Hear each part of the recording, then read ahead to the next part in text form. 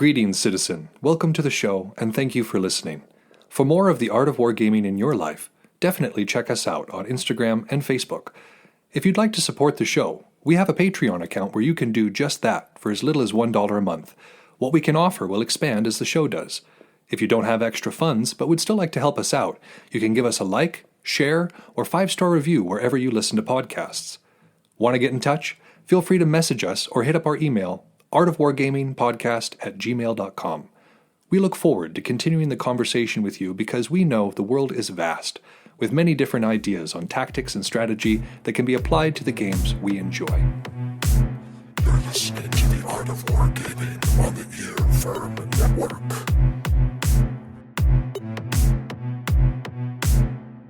On War.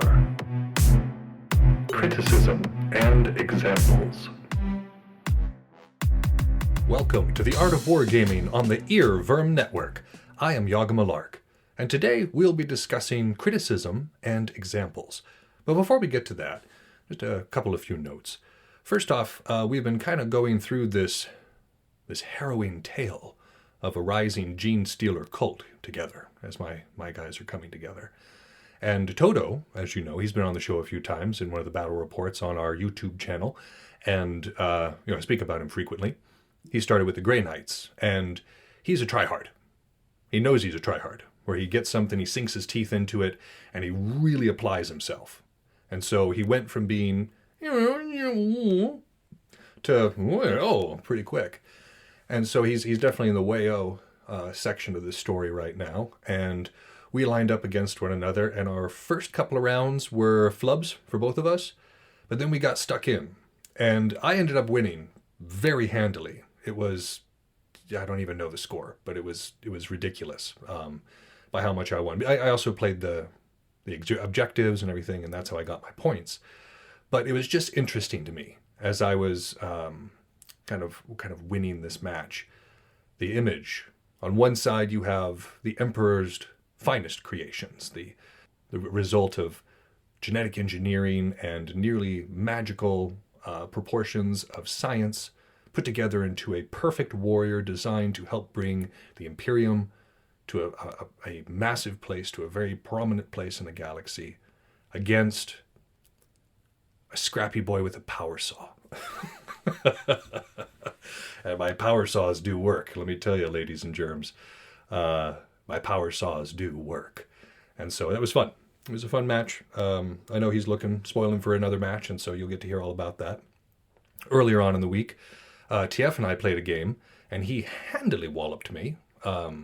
Now, I made him pay for it. I nearly tabled him as a result. He had one unit left, and I had one. And part of this was because I had a roving acolyte bomb, and so it would pop up and charge in and kill a bunch of things, or kill one big thing most of the time with a bunch of heavy industrial cutters. And then I would use a stratagem to pop them back underground. And the next turn, pop them back up and attack something else and pop them underground. It was really, really kind of a funny way to go about things. He hated it. Oh, he was so mad. Oh, he was so mad at me. But it was awfully fun. And demonstrated clearly the principles of an insurrection. You know, you think you put it down and then it pops up and does damage someplace. And even though it's not technically winning, an insurrection can still do a massive amount of damage against an occupying force. So we'll use that as our excuse. That was what we were demonstrating in that game, sure. The only other thing I have to talk about is a couple of other things in regards to Belagarth moving forward. First one is that I get to go to Beltane.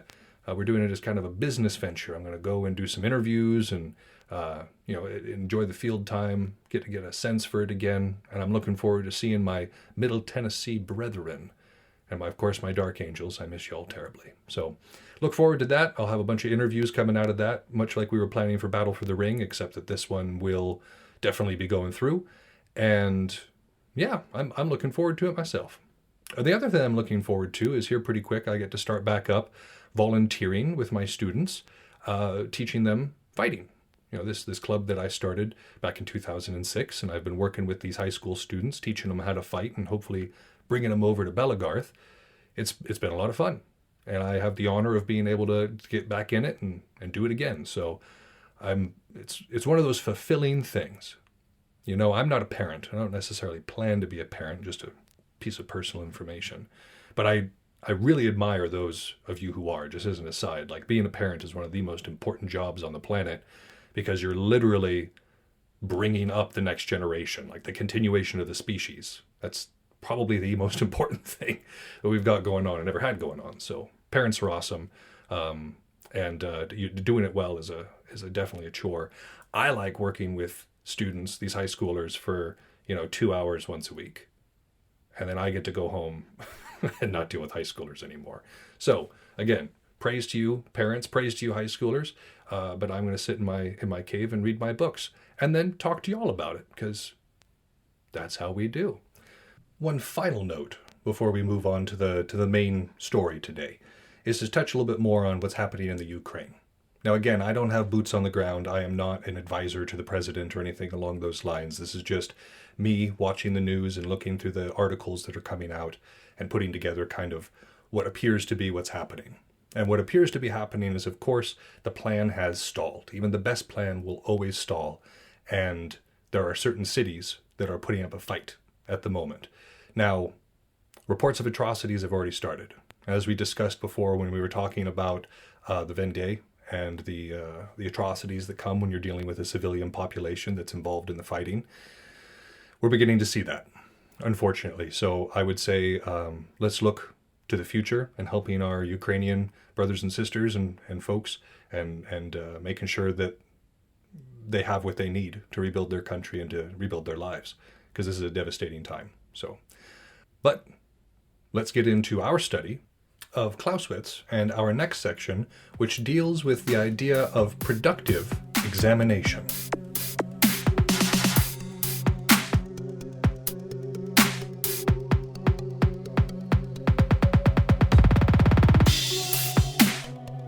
Today's section deals with criticism of doctrine and using examples when we're talking about things within a military science concept, much like we do at the end of each episode.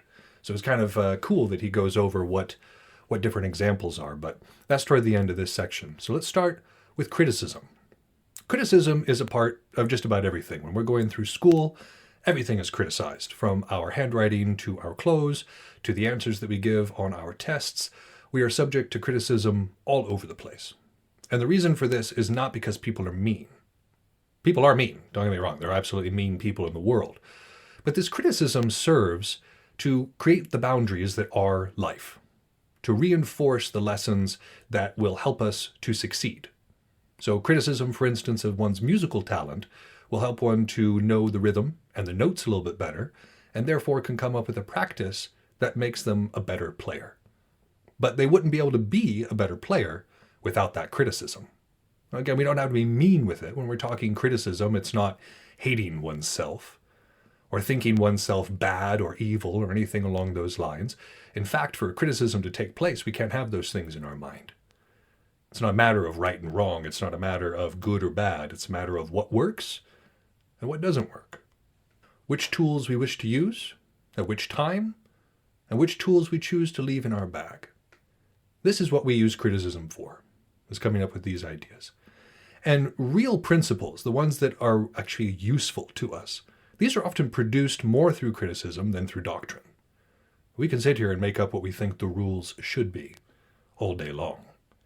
But that doesn't mean that's what the rules are. So this criticism of what we're doing produces a far better principle, which then leads to better doctrine than just the doctrine itself. Because all of this criticism isn't just a matter of tearing things down. That's not the point or the purpose of the criticism that we're talking about.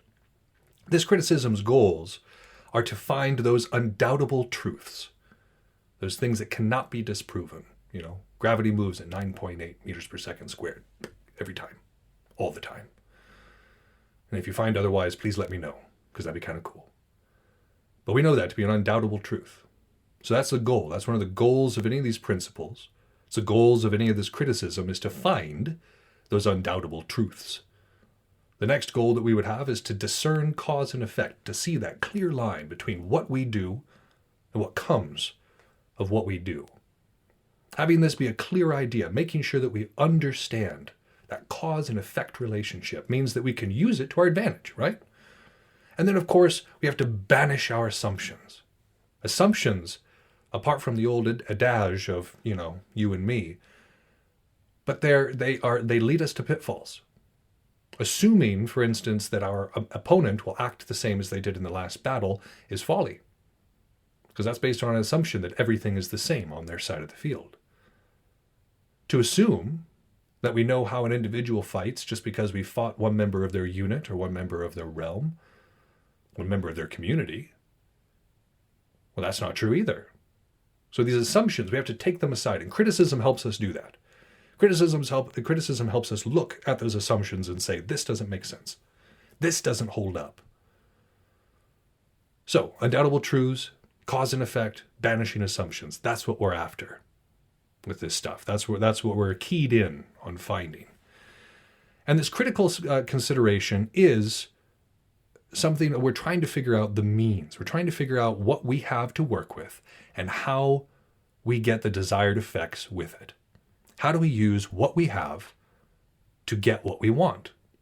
Which in this case is victory. When we're dealing with military science, anything we have needs to contribute toward victory. That's the point. And so it's good to consider the means and how they have existed and how we can use them to get to their desired effects. However, this can lead down a rabbit hole. One can get too mired in the details. And it's important not to get lost in this labyrinth because there are so many details. You can look at everything. I mean, you can look at the stuff that actually makes sense, like supply trains and weather conditions and that sort of thing. You can look at whether or not the cook has a mole on his left shoulder. But that detail is probably superfluous, right? That labyrinthian detail we're talking about. So some things are important, some things aren't. And we're using these things, we're using this criticism, this consideration, these goals, in order to establish a good working theory, good working principles. But even though we're seeking to find those undoubtable truths, we have to acknowledge that to have a theory that includes every abstract truth is a pipe dream. Even in terms of physics, we're trying to make things that are true but don't agree make sense. When we're looking at the quantum level, as opposed to looking at the larger like gravitational level, these things don't make sense. They don't really match up. Some of the math just doesn't. They exist. They can be proven in a laboratory setting through observation, but they don't match up. That's the whole point of string theory, right? Trying to make those things make sense.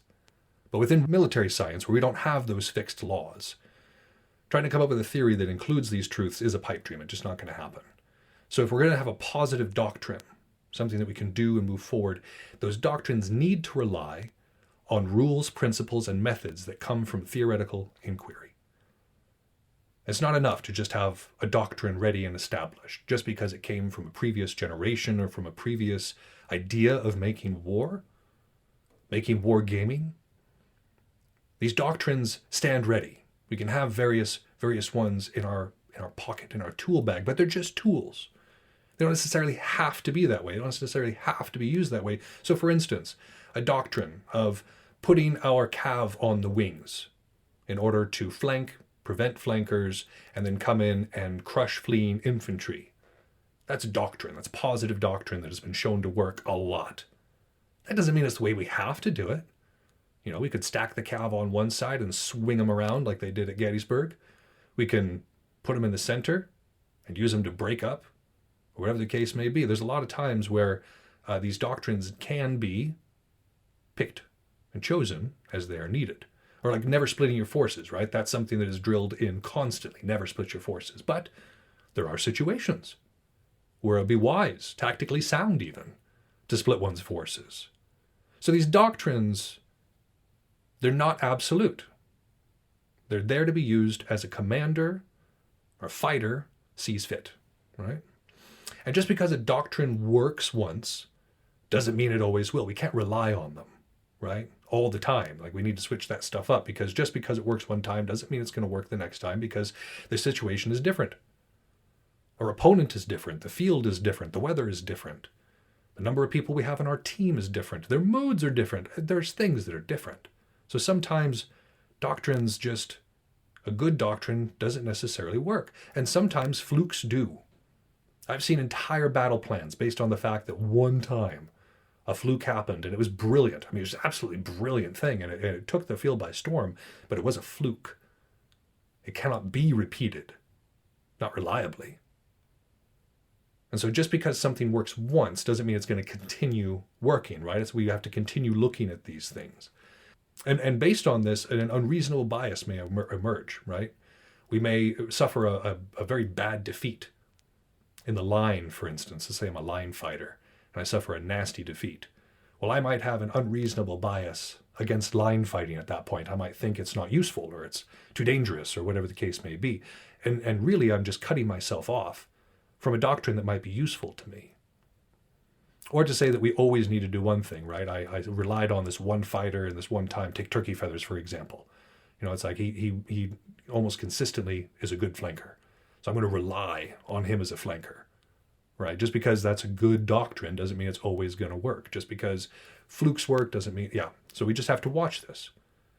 Probability must always be considered, but also sometimes bold. We have to break these things aside and just try something new, just to see. Just to see. And that can produce a new good tactic or something we don't want to do again. But when we're criticizing things, there's certain operations that we're going for, things that we're trying to accomplish beyond those goals, right? But there's operations that we use when we're going through this critical process. And the first one, very similar to what we do here, is historical investigation and determining doubtful facts, right? There's a lot of things in history that don't quite match up. That's why it's nice to get different sources. You know, if we're studying World War I, you get sources from Austria-Hungary and Germany and Russia, England, America, like all those different things coming in. Where they match up, that's probably the truth. When you're dealing with somebody like Herodotus, take it with a grain of salt. You know, there's a lot of doubtful facts in there. And so the facts are only as good, or the historical investigation is only as good as the facts. So looking back at like the Punic Wars or anything like that for like hard rules, it's been a long time since then. We probably don't have the facts that we need to make those decisions. So we have to make sure. So the historical investigation is one really, really important critical operation when it comes to military science. The next one would be, as we said before, tracing cause to effect. It's one of the very critical operations, making sure that we understand, not getting too lost in the minutiae, but as a general rule, as a general probability, talking about cause and effect, right? And then lastly, we're testing the means employed, like we were talking about with bold moves, or trying good tactics more and bad and fighting all that out. That comes from testing the means employed. We're testing our army. We're testing our flankers. We're testing our probabilities and our biases, right? Testing our means employed, seeing if we can do it more effectively, if there's a better way for us to accomplish our goal. And when we're talking about means, we have to understand that those means that are employed are proportional to what we're trying to achieve. The higher the object, the greater the means that are required to achieve it. You have a size and a scope of conflict to consider. You know, if I want to take over a city, I'm going to need far less in terms of supply and manpower and all those other things in order to actually do so, far more than I would prosecuting a large land campaign, right? Different means are required to achieve these different objects. Taking over a whole country is very different than taking over a block of a city, right? So we have to match our means with what we want to achieve and use our means in a way that helps us achieve what we want to achieve. You know, you can have the best army in the world, but if we don't know how to use it, it doesn't do us much good. Mostly just a big target at that point. But if we've practiced with it, you know, if it's something that we have tested the means, right, it's easier to know how to use these things. So this all sounds pretty heady, right? We're doing a lot of thinking with what we're studying in this chapter, a lot of introspection. And with this comes the tempering of where we're getting our knowledge from, which is very important. Experience, by and large, is the best teacher. Nothing will teach you fighting like getting out on the field. Nothing will teach you Warhammer like stepping up to the table and seeing how the rules work in motion, or any other wargaming for that matter. Having hands-on experience, trying it, just having that is the best teacher. We learn the most from it. However, study does benefit a warrior, soldier, commander, fighter, person, whatever. But it does benefit us. Because within history, within study, we can find other things that relate. Throughout the study of chemistry, they really come up with things like gunpowder. That's not something that directly relates to military study, but it did eventually relate directly to military study. But when we're looking at these studies, Clausewitz says that historic study is superior to philosophical study. And I have to agree with him here. I mean, I love philosophy. I'm the first person to want to sit down and talk to you about Kant and Kierkegaard, about Hobbes and Locke, differing opinions and all the beautiful things that fed into for instance, the revolution that we're studying right now. A whole lot of ideas working there. We could talk about that all day. But it doesn't matter much when we're dealing with actual military theory, when we're dealing with strategy and tactics, right? That philosophical study over there doesn't benefit us much. And even the study of ethics and morals, while absolutely good, St. Thomas Aquinas's rules on just war theory, treatment of prisoners and all that sort of thing, that study is good, but it's not going to give us the same tactical prowess as studying over historical military stuff. How did people perform various things in the field? What were the support systems that they had? What politics did they have to work around? These things are very useful to us. But we can only critique what we know, right? If we're not seeing it, if we're not experiencing it or reading about it, then we can't critique it. And that's why the study is important, at least in my eyes. Because again, experience is awesome. You can go to tournaments and events, you can fight and play games all over the country, all over the world, and gain quite a bit from it. We think about the chess players, the prodigy chess players who are able to go around and achieve such notoriety with their grasp of the strategy of chess. But every single one of them benefits from study. They may have the raw talent, but reading up on the masters, how they answer, Sicilian defenses or whatever the case may be, those things are important. Those strategies, those tactics, those ideas are very important towards striving towards victory. And so one's own experience is great. And one should always seek to gain more and more experience because that is the way that one achieves true understanding. But we can broaden what we know. We can broaden what we can critique by reading more. That's part of the reason that we do the studies that we do here at the end, is to broaden what we know. I've never been in the French Revolutionary Wars. I know. Weird, right? And yet I can read about them and think about them and see how they apply to wargaming, to my experience with everything going on. So it does help. But we also have to understand something. And I've touched on this idea before, but we have to understand that we are looking back in time. And I know that seems, well, duh, we're looking back in time, we're reading a book. But what I mean is, we have the power of hindsight. We can look back at Waterloo and say, oh, Napoleon, he made this mistake. Oh, classic Napoleon. I would have done something different. Look at the Battle of Gettysburg and say, oh, I would have done something totally different at this particular place, rushed at a different angle on Little Round Top, or, held the charge from Pickett and remaneuvered, or something along the lines. We can sit there and tut all day long and criticize even the greats, like Alexander. But the truth of the matter is, inferior minds and critics are not better than the greats. And that's what I'm counting me as. I don't know about y'all, but I'm not one of the greats. But we can still sit here and critique them, but that doesn't mean that we're better than them. Even the greats, too, fall victim to vanity. If they are hoisted by their own petard, start to believe their own legend, as it were, it can lead them into a lot of trouble. But to that last point, when we point out the error of others, it doesn't mean we wouldn't have done the exact same thing. If we were in that situation, if we're sitting there at the Battle of Agincourt, you're the French nobility and you've got your cav and you've got those scrappy little English infantry on the other side, why wouldn't you? Why wouldn't you commit yourself to it? Why wouldn't you make a grand display in order to shake their morale and do that frontal charge, that glorious frontal charge to break their ranks? It was the age of the horse. That was the way to do things. So we can look back. We can look back at that commander and say, oh, they should have done something differently. They should have gone around to the sides or whatever. But that is knowing what we do now. knowing what happened with Henry and knowing what happened with the weather, those are bits of information that we have in hindsight. So it's easy. It's easy for us to look back and say, oh, yeah, so-and-so got it wrong. Custer, that's a famous one around here. I'm from Montana. People love to talk about how Custer got it wrong.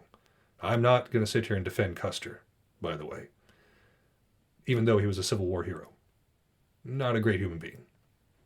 But there's a huge criticism of the fact that he was kind of out in the open without the rest of the army when he faced down basically the entire Sioux Nation. But it wasn't really his fault. That was the plan. Like, they broke up into divisions. Remember, that was fairly common, especially after the French Revolution and the Napoleonic tactics that showed that this division strategy really worked. Well, they didn't know where the Sioux Nation was. They knew because these are nomadic folks. They move around. It's not like they just have a solid city where it's like, there's the Sioux Nation. No, they could be anywhere. So they're moving through, Custer, a few other commanders are moving through the area. They're trying to remain in contact with one another, but it's hard. I don't know if you've been to eastern Montana or eastern Washington for that matter, but the rolling hills are deceptive. A lot of places to get lost, a lot of ravines and gullies. And so that information was patchy, moving between. And when Custer first hit, he didn't think that there was a lot of people there. It would have been a small skirmish to begin with. And so he's like, okay, I got them by surprise. And his entire career, he'd used this technique of engage the warriors and then move around in a flanking position, seize the village itself, seize the women and children, and use them as leverage to get the warriors to stand down. Underhanded? Yes. Ignoble? Yeah. Effective? It seemed to be. However, people talk. And as we said, just because a doctrine works one time, or even many times, doesn't mean it's going to continue working. And a big reason for that is people can study us too. It's not just us looking outwards and saying, I'm going to study the Russians because we might be at war with them. I'm going to study the Germans because it's World War II and we were going to be at war with them. They're going to be studying us as well. We have to assume their opponent is just as smart, if not smarter than we are. And so they did. They knew. They knew that was Custer's plan. And so when he went around, and the archaeological evidence kind of points to this, kind of went around for the flank and then realized, uh-oh, they had been prepared. And there was an entire force waiting. So they chased him down, and you just kind of see the smear of the cavalry moving away from the area where they were retreating and trying to get away. But of course, again, they have the entire Sioux Nation basically bearing down upon them. That's not going to happen. Some of the best horse lords in the world. Not going to happen. So it's easy though, but it's easy looking back, especially as somebody who is, like a lot of Montanans were not raised with a whole lot of knowledge. They know that Custer went, he got his butt whipped by the Sioux, and it was because he was stupid, right? That's by and large what's believed. But that he was he vain? Oh yes. Oh yeah, the man believed his own legend like you wouldn't believe. The man was incredibly vain. Very full of himself. But that doesn't mean that we wouldn't have done the exact same thing in this situation. I guess that's my point. That's my point. When we're talking about this vanity, though, right? How error and vanity absolutely play into whether or not we win or not. But there's also an error and there's a vanity when we're displaying our ideas. When we're trying to speak with our comrades, trying to teach each other what's going on. At war colleges or at actual school, or whatever the case may be, there are vanities that we have to watch out for there as well. Because anybody can fall victim to vanity. For one thing, we can have what Clausewitz calls the stupid application of a one-sided system as a set of formal laws. And what we're saying here is we can practice all we want. For instance, when the Gladiator program first started off, I had folks practicing in line and drill formation. I was a drill sergeant, or not a drill sergeant per se, but a drum major. So I had them marching. I had folks marching in formation. We did drill downs and all that sort of thing. And so within that format, working with those formations, within that discipline, it was easy to have, but it was a one-sided system, right? I was teaching it as like, these are the drills, this is how it's going to work. And it was being portrayed as that's how things were. But that one-sided system did not hold up. Folks would hit the field and realize that sort of rigidity in thinking did not apply to the actual battlefield. It was a one-sided system, that I had put together because it was ideal. At the time, I wasn't willing to necessarily live in reality. I wanted to live in ideals. I didn't want to criticize. I wanted my doctrines, right? Made some lethal decisions there. But it was used as formal laws. And so we have to make sure that we're not falling victim to that. Just because we believe it doesn't mean that it will always be. And just because we practice something, just because it's a one-sided system, doesn't mean it's going to hold up in reality. It's one of the reasons why it's recommended that if you're practicing fighting, that you find a practice partner and spar with them. Because shadowboxing and work on a bag will only go so far. It can teach you the strikes that you need to do and some of the force that needs to be applied, but a punching bag doesn't actively block. It doesn't actively throw shots. It doesn't have footwork. So in this, we can develop a great system for defeating a punching bag, right? Sit there and just be able to wallop on the thing. But that's a one-sided system. There is no resistance. There's nothing that is nothing to criticize us, to, again, resist us there. So this one-sided system does not work, and if we try to keep it as formal laws when we hit the enemy, it will not work. Vanity. Here's one. Overuse of technical terms, expressions, and metaphor, because it takes away the meaning. Oh, Clausewitz. Clausewitz. Have you seen your book, sir? Have you seen the thickness of your book? Have you seen the overuse of technical terms, expressions, and metaphor? Oh, you goofy man. Of course, I'm in no position to criticize either. A lot of times, the historical sections are like 2 pages. It's 2 pages worth of information that, of course, I go and find other things on and pull it together, but I'm extrapolating a lot of information from those 2 pages. Same thing with these sections. I could just read to you out of Clausewitz, but instead, I spend a half hour discussing these themes with you. Hopefully, I'm not taking away from the meaning too much. Hopefully, I'm not overusing technical terms or expressions or metaphor. But even in doing this, there may be vanity. I might be making errors, which is why I ask you all to check me. I ask you all to be reading at home and having a conversation, because Lord knows I'm only human. I can make errors, especially ones concerning vanity. And a big one here, the last one that he talks about, is the misuse of historic examples. Because it's easy. It's easy to misapply examples because of a superficial understanding, and it brings false conclusions. We don't necessarily understand everything that was at play. A good example of this would be when they were using historic examples to demonstrate the tactics that they wanted to use in World War I. They misapplied those examples because the conditions that were in World War I were not present in those examples, so it was misapplied. The Romans didn't have to deal with smoothbore muskets. The Romans didn't have to deal with a bayonet. There's a lot of things that are new and why these things will not work. And just, being able to look at it and say, oh, well, this fits my narrative.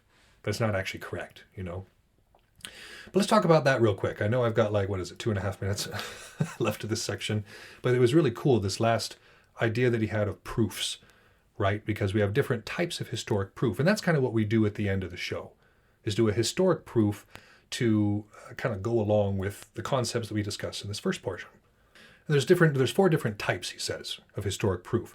The first one was one that provides explanation. Oh, okay, I see why this happened because, look in history and this is what happened there. So this explains what occurred with what we're looking at. It gives us a tool to analyze with by looking back and saying, okay, same thing kind of happened here, which means that X, Y, and Z occurred, right? The second one is application. So if we're using that historic proof, we look at something and we say, oh, this is very similar to a situation that was faced by Stonewall Jackson in the 7 Days battle. I can apply the things that he did or didn't do to this situation based on this historic proof application. Possibility. We're looking at a situation and be like, okay, in history, I've seen something similar here, and it can go one of 2 ways, right? There's a possibility of this happening, possibility of this happening because of our historic proof. We've looked back and we can kind of understand it. And the last one is circumstantial proof. We find ourselves in the same circumstances. And so a lot of these different ones will apply, but we also have to be careful to not over associate with the past, because the past is gone. The past is dead. Those lessons are here. We can learn from them, but we also have to understand that the people who wrote those histories and performed those deeds, they are dead. And we are here, and we are working with their framework. We're not the only ones, by the way. You and I, we're not the only ones reading Clausewitz right now. Others people are too. They're learning. So this changes the circumstances, right? And so when we look at this, it is easy to misapply these examples. And he actually uses a very good one. I didn't actually go into it because it was further along. He was talking about Napoleon and using that within his example section. And I thought it was really good, but it's also 4 years ahead of where we are in our story of the French Revolution. So I thought I'd hold off a little bit on that one. But there's a lot of different examples within there of these historic proofs. But it's important, and I stress this idea as a historian, as somebody who has studied history for a long time, to make sure that we understand the circumstances in which those things arose. We can't understand the explanation, application, or possibilities if we don't know why that situation arose in the first place, if we don't understand the factors that played into that. Because if we don't understand that, we can't actually understand the lesson at all. So it's important. It's important not to do a cursory glance of history, but to actually kind of dig in. And that's part of the reason that we've been doing these sections like we have. When I first started off, we did just the one-offs, right? We were like, okay, we're going to look at this battle and then this battle. And they didn't make sense. They could be centuries apart in totally different hemispheres. And as a person who's versed in history, I kind of understood the background, right? I understood where it was all coming from. And the misfortune that I occasionally have is that I assume everybody else reads this stuff as much as I do, which is obviously wrong because you all have lives. But in doing so, I discounted the fact that there were circumstances and factors feeding into it that weren't apparent to the listener, that they may not understand why Sekigahara went the way that it did with the information that was provided. So, we started with the Afghan War, but we're gonna very much continue this trend, because I think it's very important to provide this framework, to provide the understanding, because we talked about the battles of Valmy and Jemappes, and the circumstances and factors going into those battles were just as important as the result. Same thing with what we're going to be going over today in Section 3.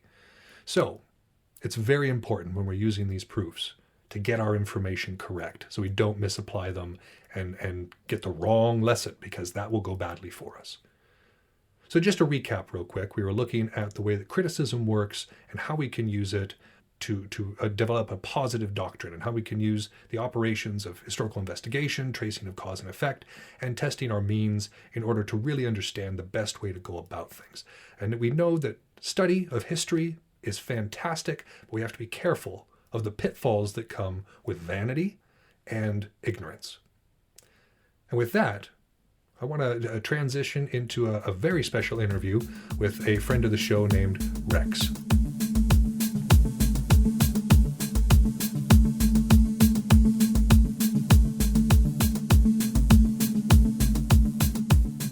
Here to help me analyze these themes of critique, avoiding vanity, and looking at ourselves in ways that we can progress forward is a good friend of mine and a longtime friend of the show, a great fighter out of Dur de Marion. Reks, how are you doing, sir? I'm doing great. It's a pleasure to be on your show. It's always a pleasure to be around you. It's been great being friends with you, and it's an absolute honor to be able to answer these questions and help y'all figure some things out. Well, I appreciate it, sir. Your words humble me. But let's spread your pedigree real quick. What is your wargaming experience? Okay, well, we'll start with the shorter one, and that's Warhammer 40K. I play Necrons. I really like them because there's a whole lot of versatility with them. And who doesn't like undead, never dying robots? I mean, that's pretty great just right out the bat. It's pretty sweet. Yeah, it's great. And as far as Belagarth goes, for the first 2 years of my 7-year career here, I ended up running a small community that wasn't Belagarth, because we didn't really know what Belagarth was yet. and the realm was known as Oldania. After that 2 years, we ended up joining the Belgarth community and came out to a Sage Hill event for the first time. And I think there was 10 to 15 of us. We all had the same garb. We all had very similar weapons, all the big foam brick weapons. And ever since then, I fell in love with the sport. I ended up moving to Nashville and made Dirtamarian my local field. And went to my first Beltane, and I think I'm hooked for life. Well, that's outstanding, and it doesn't surprise me a wink that you had such a positive introduction to the community and to the sport, because Sage Hill and Dirtamarian, let me just tell you right now, I had a similar experience with them. I was down in Christiana and kind of went back and forth between like Murfreesboro, Smyrna, and Nashville, and I loved going. They were smaller, more skill-based, but like the Sage Hill practices were a lot of fun. I liked the folks there. And then you had Dirtamarian, which was like the big stage, like the massive field there at Elmington Park, and so much to learn from too. You have so many different styles going on there. Like you have the knights, you have the monsters, you have triad, you have Vorshin, you have so many different ideas that are going on out there. Where do your ideas fit into that? What is your kind of strategy when you're out there? Well, there is an incredible, and you're absolutely right, there's an incredible amount of skilled fighters in so many different tactics. And a lot of the tactics that I see are more predominant are your knights and your more Hulner-based people who like to get out on the field. So I found monster mentality. I've always kind of been a monster at heart. And once I found out what a monster was, I signed right up. And my tactic on the field and my tactic to kind of counter these is exactly that, to be their counter. If you get out on the field and be serious, well, I'm going to break that train of thought. I'm going to break that, railroaded vision that you have of succeeding and how you step into the combat. I'm going to try to unstep how you stepped. Well, from that idea, I might make the assumption at that point that the style that you use isn't hard and fast. It's not something that you necessarily would sit and practice with forms or something along those lines, but more of a refinement of your observation in order to be able to look at your opponent and in an instant, like the idea of Kudel, be able to assess the proper way to counter that person. But that's more about training oneself for the proper reflexes than for actual moves, yeah? Oh, yeah, absolutely. My greatest asset is adaptability. To understand where the opponent is coming from and to piece together what's going to come next, sometimes faster than they do. If I can get ahead of that and break their, because a lot of fighters, whenever they get out on the field, they get very one train thought. Okay, I'm going to throw this shot. I'm going to go up here. I see a little weakness on them, so I'm going to go for it. And monster mentality is we exploit that. I may drop my shield a little bit more and yell at you and show you body language wise that that's a weak spot on my body. However, I'm pulling you in. I'm trying to counteract and be a step ahead of where you want to throw it and kind of pull you into my own trap, I guess you could say. And fight on your own terms, which everybody we've studied says is a good idea. You pull people onto your ground where you have the advantage. I mean, that's just proper military science right there. Absolutely. If me yelling at you causes you to break your train of thought, then you're fighting on my territory now. If I'm able to use my body language and my presence to throw you off, well, guess what? We're on my territory now. I've got the advantage. And in that same way, like that is another manipulation of the field. Between the presence that you're talking about, the yelling, the beating of the shield, the general drawing of attention. This has been a very similar tactic used throughout the ages. The Scots would use bagpipes. Other groups would be using horns or just screaming. And what this does, it's not just an intimidation factor and holding people in their place, which I'm sure you've noticed too, but it's also a matter of disrupting the opponent's communications. If I'm sitting there trying to give directions and I say, something, and you're countermanding it or over. I mean, there's units and whatnot that rely on that sort of communication, and if that's being disrupted, well, that's a tactical advantage right there. Absolutely. Absolutely. If I hear another enemy yelling orders or telling someone to go left or go right, I'm going to do my best to either mimic that voice as close as I can and start off either copying their orders to add more confusion, or just to give them a sense of they don't know where their commanding officer is coming from or where those orders are coming from, or even just adding that slight hesitation of, wait, did my commander say that, or did my unit leader say that?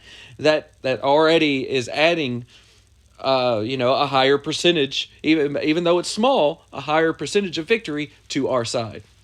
Sure. And once again, we see that presence of like a reactionary style, where you're looking at your opponent and measuring the weaknesses, seeing the communication weaknesses or whatever, and being able to formulate a counter to that.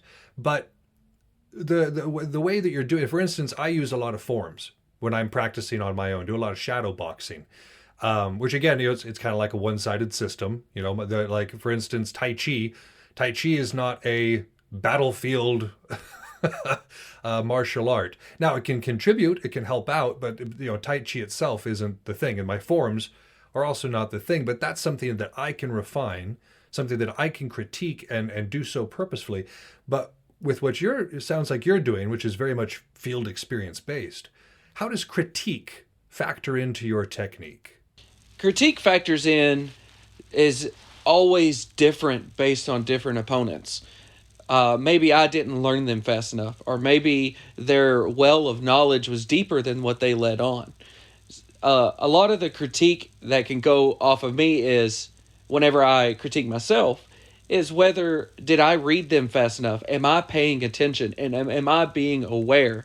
Because now I normally fight with a flail, and I know most other Bellegrim hate that, but you know what? I'm glad you hate it.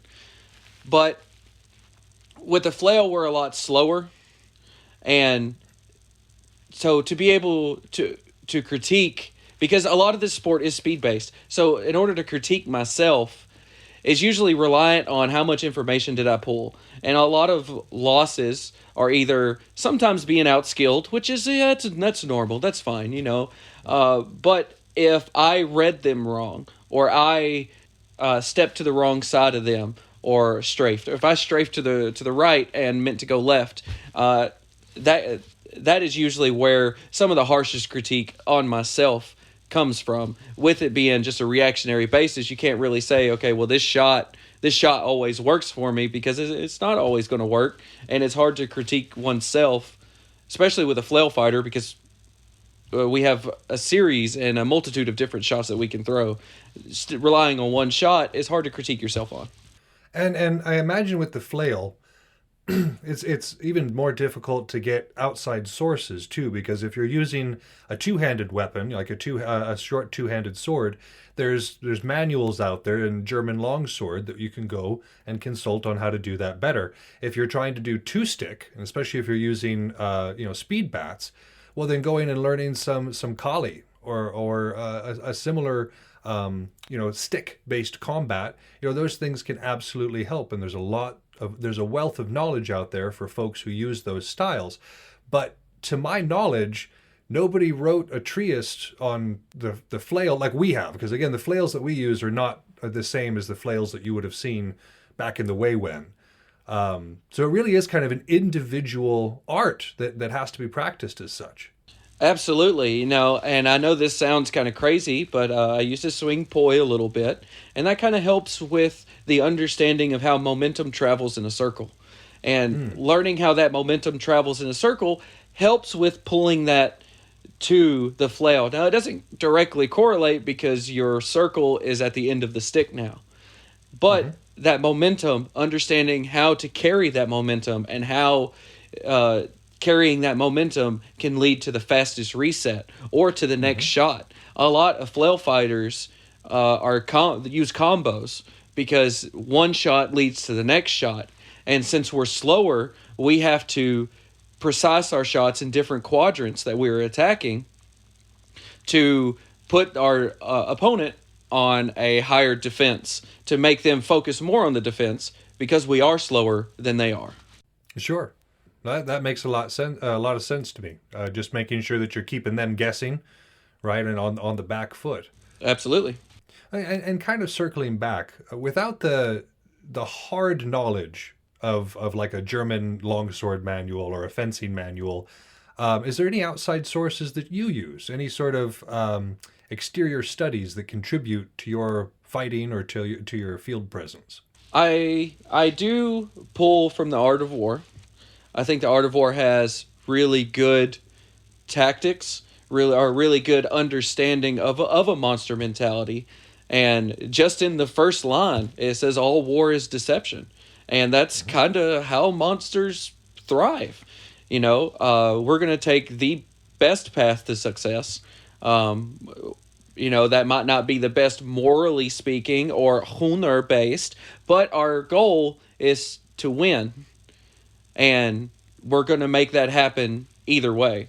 You know, right. And it also sounds silly, but villains from all types of stories, from Disney, from Marvel, you can learn a lot from being how to be a bad guy, how to be successful, and how to make sure that you take the cheapest shot you can that gives you the highest reward. Sure.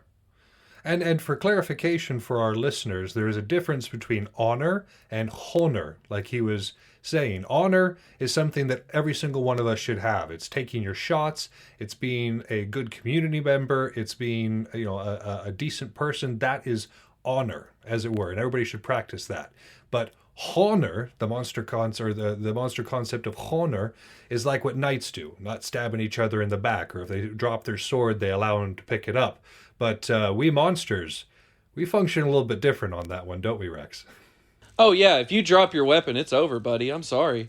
I mean, I just won a practice green tournament because I made the ref and my opponent look at his footing because he was standing close to the edge. And as soon as he looked, I jumped at him. And it caused him to step out and me win the tournament.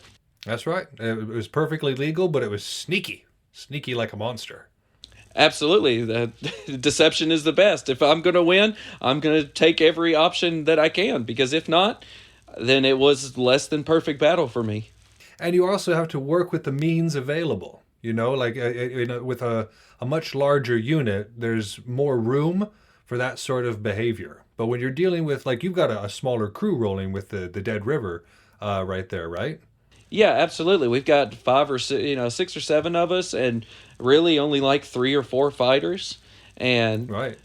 So getting onto the field is going to be challenging, you know. And right. I think a lot of it is going to be deal making. Mm-hmm.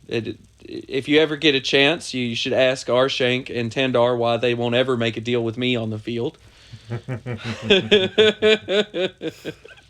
But I think we're really going to have to strive on that adaptability and strive on making the best of what we're being fed with right now to how can we overcome victory with this. Sure. Because, yeah, you guys have your work cut out for you, no doubt. Absolutely.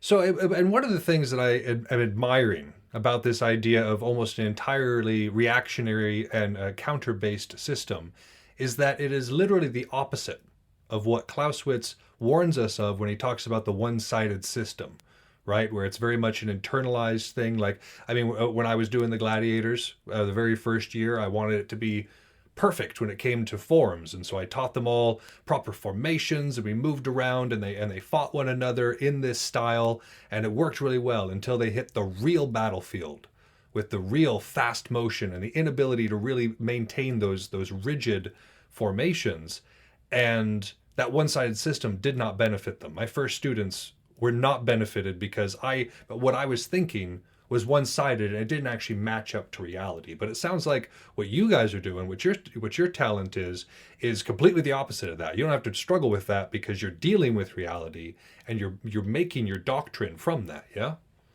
Yeah, absolutely. So a lot of in my experience, the best way to grow is to do it. Yeah, we can sit on the sidelines and we can practice and we can fight one another and fight one another and fight one another. But if I'm not fighting you in that mind frame of being adaptable and being fluid to your actions and working off of what you're throwing at me, then I'm not growing. Yeah, I can practice this shot and practice this shot and practice this shot, but the more useful skill is going to be the adaptability and how quick can I learn, how quick can I read my opponent, and how quick can I interrupt what you have planned. And I imagine even things like poker might help you to be able to do that as well, because you're practicing reading your opponents there, and you're trying to make snap decisions based on what you think they're going to do. I would think that would be a really good spot to practice these skills as well. I never have thought about that.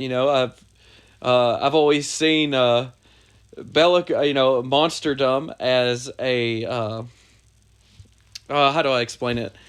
Like a giant elephant on the field that nobody ever wants to address.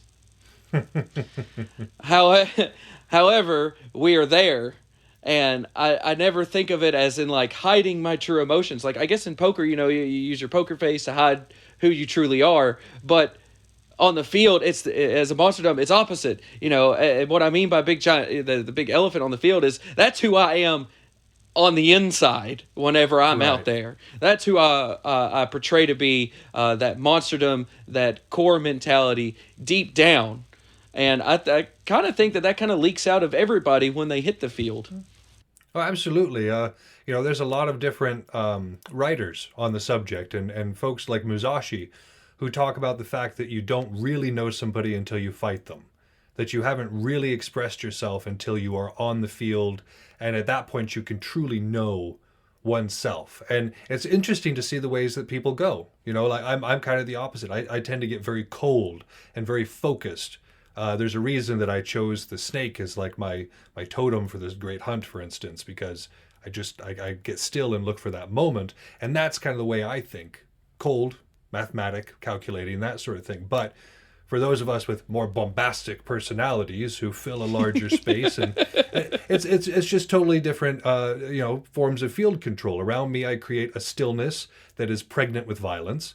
And around you, you have this presence of chaos, right? This presence of just energy that's like, how do I deal with that? A real big benefit of this style is that you have no idea what I'm going to do next. Not a clue. And a lot of the more cold-natured, the more still, the more rigid fighters, they kind of have a schedule that they go by whenever they fight. And that schedule can be read. It can be telegraphed. You throw 2 shots, and I know your 2 top shots are now, essentially. Right. But whenever you come to fight in a flail, and this is how I'm able to handle people like Talon or someone like Shadow, that how I'm able to go toe-to-toe with these people is because I try not to let myself be telegraphed. I don't want you to know when I'm spinning. I don't want you to know when I'm going to grab that elbow. I don't want you to know whenever I'm going to pump a fake. And a lot of that comes from the chaos. It comes from the your inability to read what I'm laying down, other than what I'm showing you or what I want you to believe. And that's the problem with being a fighter like myself, who's striving to have a particular style or have a move set, is folks like you, and it's really a challenge for us to make sure that we're not rigid. That we're also reading and reacting and making sure that we don't just go in and say, okay, I've got this one-sided system, right? I've got this way it's supposed to work in my head, and then when you deliver it, it doesn't. But it's based on opportunities, right? It's based on what we see across from us and being able to read that. And that's what Clausewitz was also saying in this section, is the idea of you have your different doctrines, but they're useful at different times, and they're just tools in your pocket. So there's a time for rigidity and for steadfastness, and there's a time for unpredictability and adaptability, and so being able to use both those tools, it's effective. Absolutely, yeah. And the sensible human being in me says yes, absolutely. There is most definitely a time to be more rigid and to be more precise, and then there's a time to be chaotic and to stir the area of the arena, as you could say, but the monster side in me says, if I can sow chaos at any point in time, then I should sow chaos at any point in time to create a favorable environment for myself. Yeah. You could come at me as rigid as you want to, and rigid fighters, we have quite a few of them in Dirty Marion, and there's nothing wrong with it, and I'm not bashing you if you are a rigid fighter. Do what works best for you. However, the more rigid you are, the easier it is to read you, and when someone who throws chaos, and I've seen it in tournaments, I've won an archery tournament because I was able to throw chaos. If throwing that, rigid people get thrown off of their railroad a lot faster than people who thrive off of chaos. And I think that's why you see a lot of effective monsters maybe win a tournament, or you see one on the field, and I'm sure just about everybody's got a story of a favorite monster of theirs going berserk on the field, because sometimes, just like being in the fluidity of being rigidness, because and following your pattern, being in rigidness, there's also that same in chaos, and it can be a lot stronger, because if you're flowing and you're in the mood and you're really fighting really well, but without a pattern, can be a very, very dangerous opponent. Sure. And I've seen it. I mean, I've fought against folks that use a similar mindset when they enter the field as you. And like I said, I'm looking to cross swords with you again. I'm looking forward to it, because it's always a joy to go against folks who think the way that you. I just like all the different styles. It's absolutely outstanding. But I would think that a part of what you're seeing, especially with the older, like veteran fighters that you're able to beat, is perhaps that there is some vanity at play there. Yes, vanity does play a huge thing in this sport, and I think it can be a unit killer. It can turn off the people who are joining your unit, or the new fighters, because, yeah, it does suck being new, and it does suck trying to grind your skill to be better, to be on par with who you think is great. And one day you're going to get there.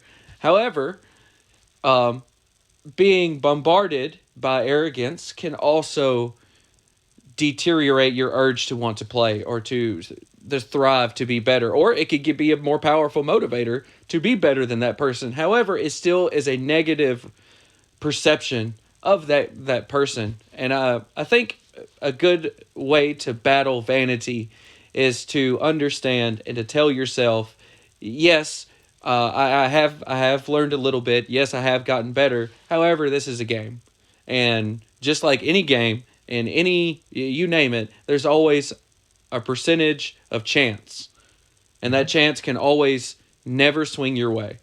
So if you, and I'm big on, if you speak it out into the universe, it's going to come back and get you. So it's good to remind yourself that you are no different than that 18-year-old that just stepped out on the field for the first time. Oh yeah, and the lessons you're saying, it doesn't matter if you are a younger vet, as it were, somebody who's been doing it for 8 years, and it doesn't matter if you've been doing it for 20 years.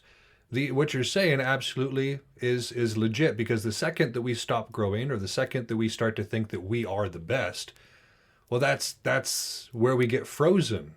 But the issue is, we don't stay on the top, or whatever we considered the top at the time. Everything changes, and there's a saying in the old West around here where there's always a faster gun coming over the horizon. I know you guys probably didn't have cowboys out your direction as much. Yeah, I see enough of the cowboy hats and cowboy boots to think we got some out here. That's so strange. I'm like, you guys didn't even have that stuff going on, but that's a I don't know either.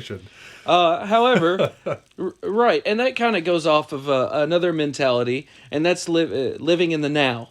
Yeah, you may be great, and you may be great right now, but you may not be later, and you may not be the next tournament winner. Being humble is a very good character trait to have. It makes you an effective leader. It makes you an effective friend, partner. It just goes all the way around. And I think that just being a little bit of humble and understanding that, yes, I won this tournament, rejoice in it. be proud that you won that. Absolutely. However, don't take that as in, oh, I can win the next one because you may have gotten lucky, or maybe, I've got a rivalry with Boomy, and I don't know if you know a guy named Boomy, and I love Boomy. He is I love a guy named Boomy, and if there's a worthy rival, he would certainly be it. Yeah, well, it's Boomy with a Boomie, and he's from Ashland out here, and he is a great fighter. And ever since I joined the sport, it has always seemed like we've been on par with each other. One event, I'll be better than him. The next event, he'll be better than me. There was an event I took him and Luke on a 2v1 for a challenge that I was doing, and it took me forever to beat those two. And I look up to Boomy, and I if he's listening to this, I hope you know that, man. But he's a great fighter, and as a rival, he's a very rigid individual. But he never lets vanity get to him. He is always pushing for everybody else to be better, always pushing for himself to be better. And I think if we're talking about battling vanity and battling it, I think he's a good role model to go after. Sure. I definitely am on kind of the periphery of what's going on with Boomy, and I'm always surprised at how humble he is, especially because even when I was out there sparring with him, he was already a good fighter. And it's been several years since I left, and he's only been getting better and better and better. But the fact that he's not full of himself is awesome, because like you say, that vanity, it's a unit killer, it's a realm killer, and it's one's own personal style killer too. Absolutely. I try my best to, when I get out into the field, to not think I'm the best. I may be able to kill 4, 5, 6, 7, 8 people in a row. However, that next round, I won't even kill one person. And whenever I am getting frustrated with myself and saying, oh, I can do better than this, and I can do better than this, normally I go and put my flail down, and I go pick up an entire bag of rocks and just get out onto the field and throw rocks for 15, 20 minutes, 2 or 3 rounds or whatever. One of my unit mates has like 50-something rocks, and nice. It is the best stress reliever. We've put them in blankets and launched them with catapults. Whenever I start feeling like I'm getting full of myself, or I'm getting frustrated because I'm not as good as I used to be, that's usually my second favorite style, is to pick up some rocks to try to, it's a game. Remind myself that I'm out here to have fun, and there's no point in getting frustrated. There's no point in getting upset, because that's time lost that I could have been happy playing my game. And like you said, that it doesn't serve us. It doesn't serve us at all to be down on ourselves, or to fall into the dreadful should category. Like, I should be doing better. I should be able to beat this person. Those ideas are what bring us misery. They're what bring us disappointment on the field and make us angry with ourselves. Those shoulds. You want to. I want to beat the other person. When I look on the field for the last 20 years, I've looked around and I don't see friends. I don't see foe. I don't see level 100. I don't see level 1. I see target. I see threat. And I think that's a good way to think about it, because it's always been that way, and everybody has always been a threat. I don't care how long they've been in the sport or in the community, they can still kill me. Oh, absolutely. And I do my due diligence at Dirtamarian to remind my own teammates that I can still kill them. Sometimes after the match is over, and maybe I got into a good fight and I'm still rolling really good, I'll post up against my own teammates and fight them out. And to me, it's me still keeping them on their toes. It's me being able to have a laugh, or try to get someone to crack up. However, a lot of people don't trust me on the field, and you know what? That's fine. Well, ladies and gentlemen, you've heard it from the man himself. The warrior spirit, the monster spirit, is alive and well in Dirtamarian. Unfortunately for us, we have to cut it short here, because we've hit the limit of this interview section. But Reks, I feel like we could go on all night about this stuff, and there's a probability that we might, and there's certainly a high probability that hopefully you'll come back to the show. Oh, absolutely. I would love to come back. And it's always a pleasure talking to you. I really am looking for our next few fights in. So the next time that we have feet on the same ground, I hope it's going to happen. And man, it's really been an honor to be able to help share what I see in the sport and to sit here and talk with you. Well, I really appreciate you coming and speaking with us and presenting a unique worldview, one that definitely challenges us to make sure that we're being adaptable and observing our opportunities. Now, that's some solid lessons you've got there, sir. And we're going to see some of them play out as we move into our history section dealing with the spring of 1793.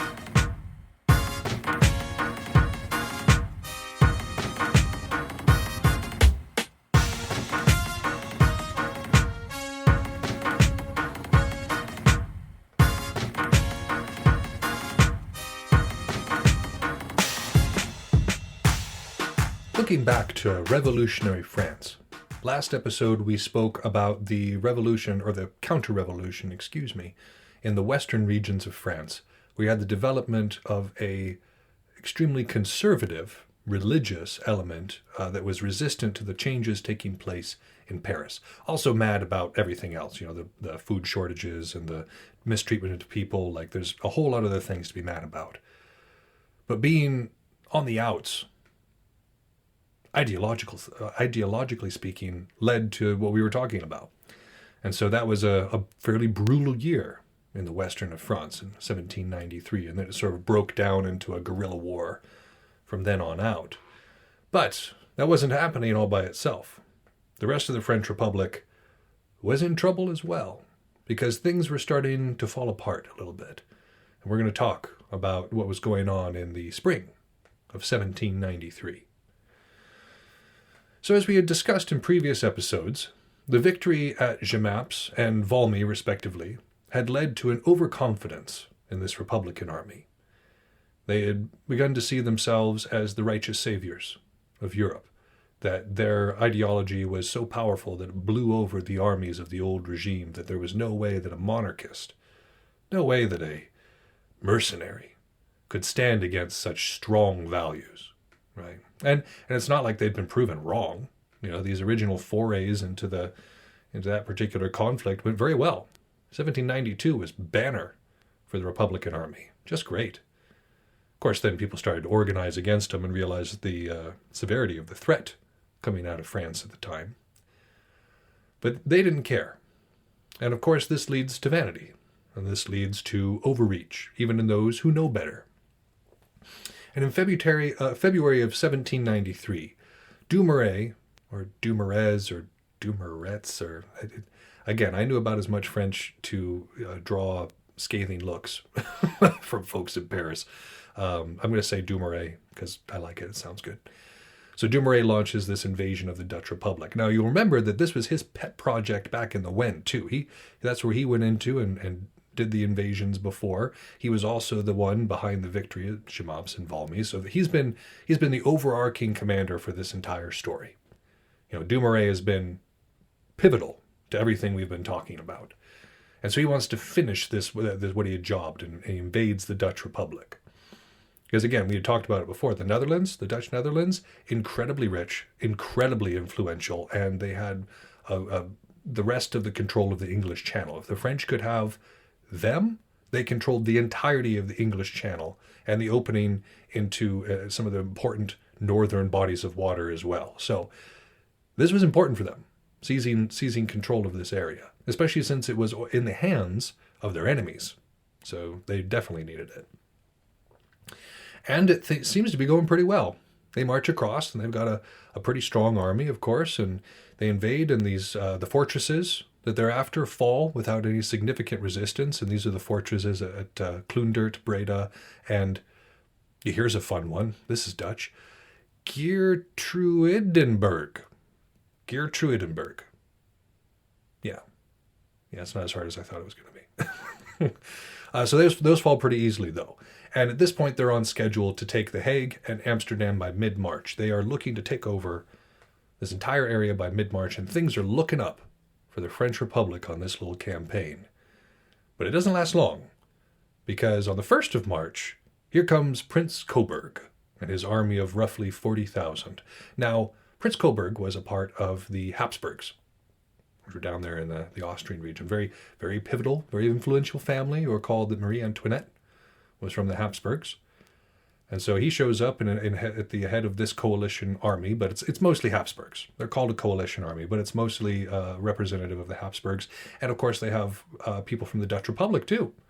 Folks who were not pleased, folks who had to flee or had to retreat from it, who were coming back with a much larger force helping them. But he kind of attacks the back line, and he overwhelms the defenders and captures Aachen. And this is an issue because it threatens that entire campaign. Threatens the army that is extended to the north. And so this doesn't come well. This already demoralizes an army that has been drained from desertion. After everybody's contracts were up in the late part of 1792, it's been hard to keep hands on people, and the ones that did stay around aren't staying very long, because one of the big issues, apart from sanitation, you had people dying in droves from dysentery and similar things. It was a bad place to live, bad time to be in the military. But also, there was no food. There's a bunch of political squabbling in Paris as the Girondins and the Gaborites and the Firmidurps and the Nurpiders and whatever the case may be were all trying to hash out exactly what it was they wanted to do and banging at each other in the council chamber. Meanwhile, the people in Western France, starving. The people in the army, starving. Real issues that need to get ironed out instead of just a politicians banging on tables in Paris. But it doesn't happen. And so they're losing people. They're losing people like crazy.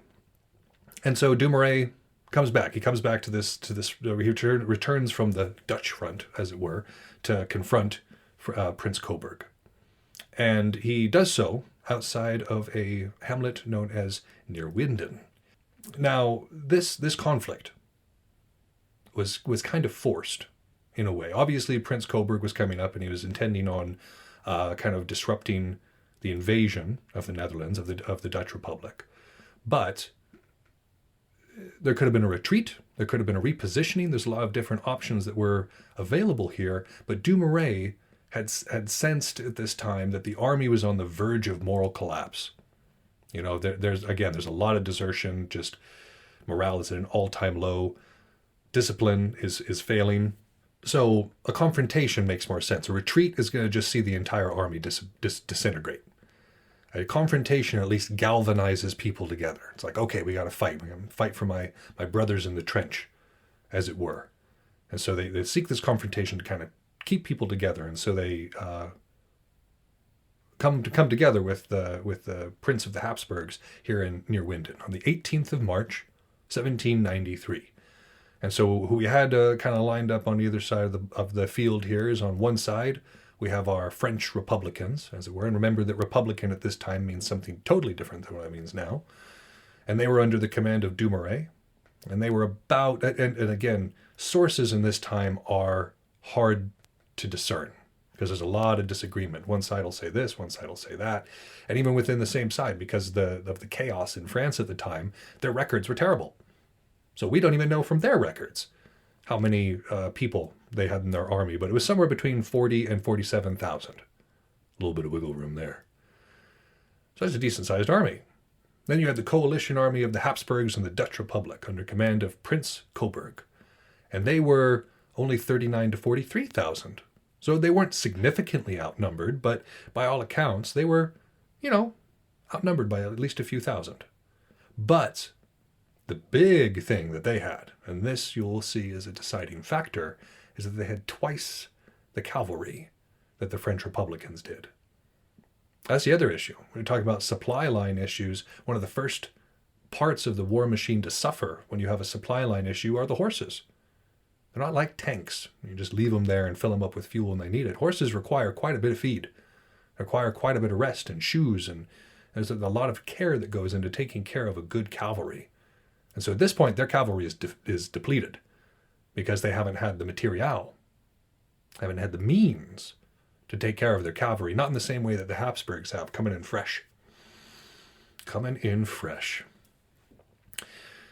So Coburn sets up a screen of coalition troops that are kind of spread across his front in these little villages.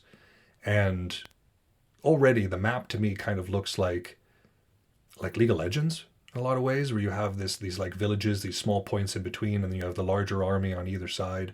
Like it's very kind of set up like that. So he's going on the defensive. He's got less people, but he also knows that they are drilled far better. Up until this point, the French have largely been winning because of numbers and esprit de corps. They have been extremely motivated. Well, they are not as motivated now, but they still have that overwhelming numbers technique that they've been doing. And so he's trusting in this drill. He's like, okay, I'm not going to try to meet them where they want to be met. We're going to be in a secure location in order to do this. So Dumouriez kind of comes up with this plan. And he's like, okay, we're gonna hit the center, of course, and we're going to kind of move up and down the line. But he wants to focus on what he would consider is the Coburg's weaker left wing, because that left wing is the part that connects him to his supply line, the part that connects him with his empire. And so, as we've discussed before, if you cut somebody off from their ability to get stuff and to get out, that is bad. That is very bad. So Dumouriez assumes, that's the places he's going to defend the best, because supply line right there. So the French forces move forward, right? Move forward, and they take the villages.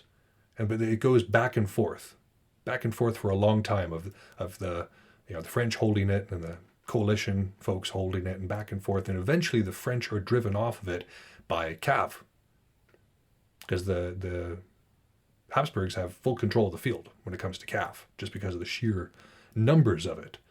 And so, the center, which is where that is kind of crumbling. The forward progress that's being tried to be made is being pushed back. And so that's not great. Dumouriez is sensing that weakness. And so he tries for a Hail Mary on his right, going after that weaker left wing. But it fails. And again, a huge part of this was the number of horse. These little skirmishes, these little sorties that are taking place on the outskirts of a battle that decide how your cavalry, how your flankers are going to be able to get into position, how harried they are going to be, how much freedom they have to move with. This is decided by those little skirmishes. And when you're dealing with twice as many cav, think about it on a fighting field. Let's say on one side you have twice as many really good flankers. That battle is going to go very one-sided, at least when it comes to that, unless a very clear plan is in position to deal with that element, unless they had a clear plan to deal with the increase of horse on the other side of the field. They're in a bad position, because the Cav loved how they were spread out. And so he tries that Hail Mary, and it fails, right? The center isn't doing well. He tries the right, and it holds strong too, and then the left wing collapses.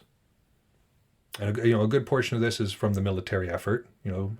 Prince Coburn was no slouch, and his troops were no slouches. But also on this side, there's just, again, that low morale.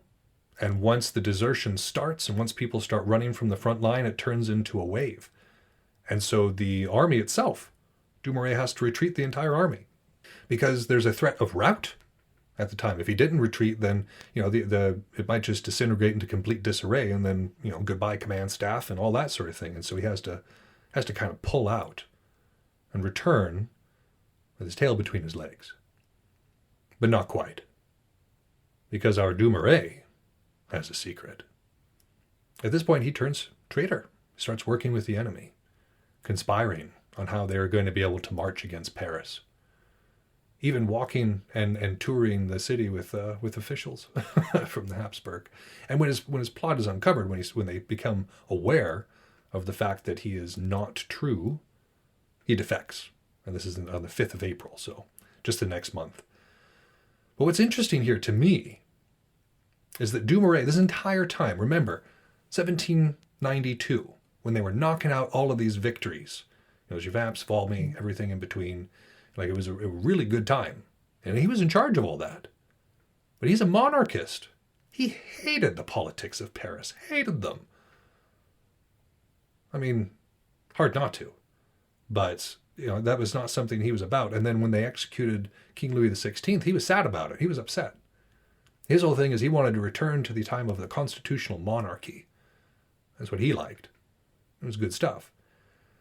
So I just find that very interesting, though, because if you think about it, this guy could not have been personally more at odds with his country at this time, because it had swung wildly toward the revolution. And you had this bickering in Paris that was causing waves of dissent to move out across the entire country, which again, most people I can understand not liking that, but he's a monarchist and he did so well. Like this is a professional. Let me just say, Dumouriez was a professional. He didn't like these people. He liked the king. And yet he still went forth and kicked butt. I mean, yeah, he lost here, but not because he threw the game, not because he threw the match. He lost because he was maneuvered upon and because his army was tired and they didn't like him. They didn't want to fight no more. Hard to make an army fight when it doesn't want to fight. So I just find him an interesting character. I think Dumouriez is he's kind of fascinating in that way to me because again, he's a stone cold professional. The man knows his trade. He does his craft and he honors his duty. I think that's a huge part. We've kind of seen this trend in some of these older members of the military establishment, even in post-revolution France, who are monarchists, who are still very much entrenched with the old ways. And that's the way that they were. You know, they came up in these ways. They came up and they were monarchists. They had sworn oaths to the king and things like this. But you have to understand that they also felt that they had a duty to their station and to the army itself, to the country itself. Even if the king wasn't necessarily in charge at the time, there was a strong sense of duty. You just have to admire that in somebody like Dumouriez, somebody who just wanted to do right by his country. Now, the sneaking around and the traitor stuff at the end, again, one can even understand that, really. Because as an army man, as somebody who's been trying to win the wars of the Republic for the past year, he's seen it. He's seen the deprivation for his soldiers. He's seen them sick. He's seen them hungry. He's seen them freezing. That had to have had an effect on the man. That had to have him sitting there wondering if what they were doing was right. If who they were fighting for and what they were fighting for was right. If it was so right, then why were these folks being treated this way? Why was the army suffering as much as it was? Why were people so angry and feeling so left out of this if everything was so right? We take these ideals for granted now, these ideals that Locke and Rousseau presented during this time. These ideals of, truth and liberty. And basically you talk to any democracy these days and they parrot the same things that were being discussed by the Girondins at this time. This influenced world politics. But it was being figured out. That was a violent time because it was being sifted. And when you have change, when you have a new solidification of a new code, it's violent. Everybody wants their opinion heard. And it's a massive shouting match. But again, things get forgotten. Things get overlooked. And in this particular case, it was the men who were fighting for the country who were being overlooked. So you can understand. You can understand how a career man like Dumouriez would look at the situation and say, it was almost better under the old regime. Like they may have had supply issues because Lord knows there was that fair share of them. The previous two administrations, I say that as though they were elected, but the previous two kings weren't that great. King Louis XIV, awesome. He was a bamf. Europe knew when he was around. What was it? A dog didn't bark in France except by his permission, was what was said. I mean, that guy.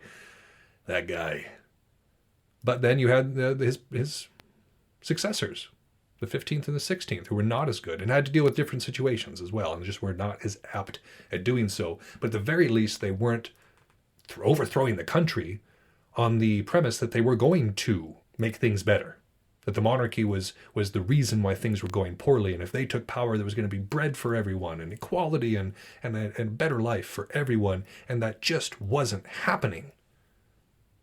Where was it? Where was the delivery for the poor folks starving in Western France who couldn't practice their faith? Where was the deliverance for the poor folks in the military off fighting the wars of these ideals only to be overlooked, left behind? So even though, again, we may look at it and despise Dumouriez for being a traitor, but it was only after a point, and you really have to look at his life and the situation And what do you think? I know this is a complete aside from the military example that we're trying to talk about, but I just find him fascinating. I find this entire chapter of his life fascinating. I would recommend looking into him. I plan on doing so. If anybody can recommend a good biography, I would love it. But we can see here some of the issues that we had discussed in the first section. For one thing, vanity. Even though Dumouriez seems to be a pretty intelligent dude, there was vanity at place after the victories at Jemappes and Valmy. How couldn't you? How would you not feel good about oneself? How does one not think of oneself as being good or better after stunning victories like that? There's, of course, these ideals that they're applying, these doctrines that have not been tested by actual military experience. But it's just, this is going to work because it has to work, because it's the revolution and these ideals have to work. But as we've seen before, these tactics, even when the French army was at its best, they just sort of threw people. They didn't have the precision that the other professional armies did. Sort of threw people at the position and eventually overwhelmed them with sheer numbers of very, very, very motivated people. And at this point, they're not motivated anymore. So the means, right? The means changed, where at once, France had a scrappy young army, but that was very, very motivated and very into the ideals. And that was something. That was the means that they were using to prosecute their campaigns. But then it changed. Those means changed in 1793. That army that they previously had diminished quite a bit. Hence the 300,000 strong levy that led to the counter-revolution there in Western France. So a lot of those errors, a lot of those vanities reared their head in this particular case. And unfortunately, it led to a dark time for France. And we might get into a little bit of that next time. I'm not sure how far we're going to get in that, but I just wanted to make sure that we got through the Battle of Neerwinden this particular time. That's our show. Thank you so much for listening. If you haven't had enough of the art of wargaming in your life, you can find us on Facebook and Instagram, where I occasionally post funny and educational memes. If you want to get in touch with the show directly, you can email us at artofwargamingpodcast@gmail.com with any questions, comments, or concerns that you might have. Also be sure to check out all of our sister shows on the Earworm Network, including General Nerdery, Word Balloons, Fried Squirms, and more. We're working hard on having something for everyone. And again, you can find those at earworm.com. That's EARVVYRM.